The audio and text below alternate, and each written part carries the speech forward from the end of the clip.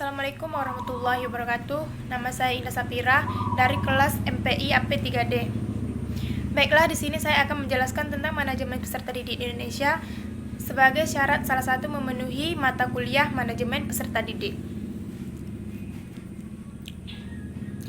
Tujuan pendidikan adalah untuk mencerdaskan setiap peserta didik, sehingga dalam pelaksanaannya diperlukan adanya perencanaan serta manajemen yang baik.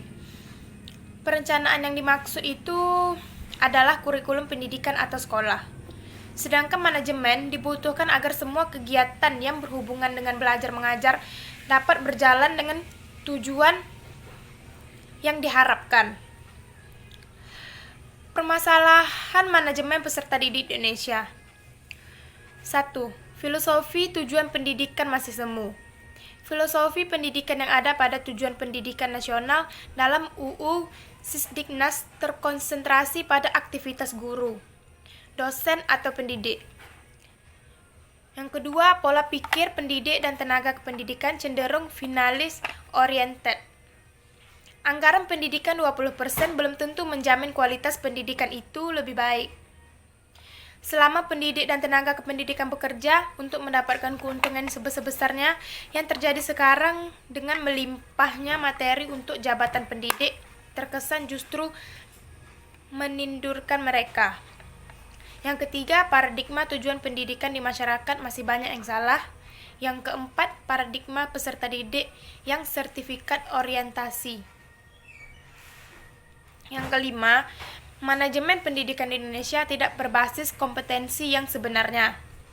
Kalimat kompetensi yang saat ini banyak akurat dalam sistem pendidikan dan dalam proses kegiatan belajar mengajar dipandang masih bersifat bias, tidak mengena dan tampak bias, hanya tekstual semata, tidak peka esensi dan sebenarnya. Yang keenam, implementasi manajemen pendidikan dalam simbolis, verbal, dan tekstual. Yang ketujuh, pendidikan tidak berbasis cita-cita peserta didik. Yang kedelapan, sistem kurikulum yang gemuk dan tidak berbasis potensi. Yang kesembilan, pendidik dan tenaga kependidikan yang kurang inovatif. Ketika pendidik dan tenaga kependidikan masih berpola pikir bahwa tugasnya adalah mengajar, bekerja yang melaksanakan tugas dan rutinitas semata, maka akan sulit lingkungan pendidik itu berubah menjadi lebih baik. Yang ke-10, sistem seleksi CPNS tidak berbasis kompetensi dalam bidang studi. Disinilah mungkin awal mula keterpurukan dunia pendidikan kita. Seleksi CPNS keguruan sampai saat ini tidak berbasis kompetensi bidang studi, namun dengan sistem generalisasi. Semua disamakan. Akibatnya peluang CPNS keguruan yang lolos bukan berdasarkan kompetensinya sangat terbuka. Berikutnya, penyebab terjadinya permasalahan manajemen peserta didik di Indonesia. 1. Mahalnya biaya pendidikan. Walaupun di beberapa daerah sudah ada bantuan pendidikan, bahkan sampai membebaskan biaya pendidikan, tapi program tersebut belum dapat dirasakan oleh seluruh warga negara Indonesia. Sehingga banyak anak atau calon siswa yang kurang beruntung dapat menikmati pendidikan tersebut. Yang kedua, rendahnya pemerataan pendidikan. Mungkin bagi saya, hidup di kota besar merasa beruntung begitu banyaknya fasilitas pendidikan dan tenaga pengajar. Tapi bagi warga lain yang hidup jauh dari pusat kota, kemajuan seperti kita ambil contoh di pedalaman Papua, masih sedikit fasilitas dan tenaga pengajar sehingga pemerataan tidak bisa maksimal. Yang ketiga, rendahnya kualitas guru. Yang keempat, rendahnya kualitas sarana fisik.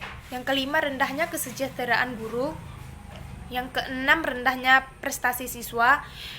Yang ketujuh, relevansi pendidikan dengan kebutuhan masih rendah. Hal ini ditunjukkan dengan adanya kenyataan masih banyak lulusan yang menganggur. Solusi dari permasalahan manajemen peserta didik Indonesia yaitu 1. Tingkatkan anggaran pendidikan. Pemerintah haruslah bertanggung jawab dalam menanggung biaya pendidikan bagi warganya. baik sekolah negeri ataupun swasta, agar banyak anak-anak dari keluarga yang tidak mampu bisa mendapatkan pendidikan yang lebih layak, yang lebih baik. Ini penting jika ingin mendapatkan generasi yang cerdas. 2. Manajemen pengelolaan pendidikan. Manajemen pendidikan yang paling baik wajib memperhatikan profesionalisme dan juga kreativitas lembaga dalam penyelenggaraan pendidikan. Yang ketiga, bebaskan sekolah dari suasana berbisnis. Yang keempat, memperbaiki kurikulum. Yang kelima, pendidikan agama. Ini penting sekali. Tak hanya penyampaian dogma ataupun pengetahuan salah satu agama saja pada siswa, akan tetapi sebagai penginternasionalisasian dari nilai-nilai kebaikan, cinta kasih, kerendah hati, dan lain-lain. Yang keenam, pendidikan melatih kesadaran kritis. Yang ketujuh, pemberdayaan guru. Yang kedelapan, memperbaiki kesejahteraan guru. Guru itu adalah faktor dominan di dalam penyelenggaraan pendidikan. Oleh sebab itulah, upaya perbaikan kesejahteraan bagi guru ini harus ditingkatkan lagi, sehingga nantinya guru tak hanya dituntut untuk tingkatkan wawasan atau mutu mengajarnya dan juga menghasilkan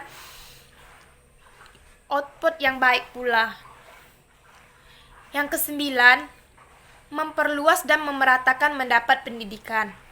Strategi atau upaya pemerintah mengatasi masalah pendidikan Indonesia bisa dilakukan dengan pemantapan prioritas pendidikan dasar 9 tahun, pemberian beasiswa, pemberian intensitas pada guru yang bertugas pada daerah terpencil, pemantapan sistem pendidikan terpadu bagi anak dengan kelainan, dan tingkatkan keterlibatan masyarakat di dalam menunjang pendidikan berkualitas. Sekian, terima kasih. Wassalamualaikum warahmatullahi wabarakatuh.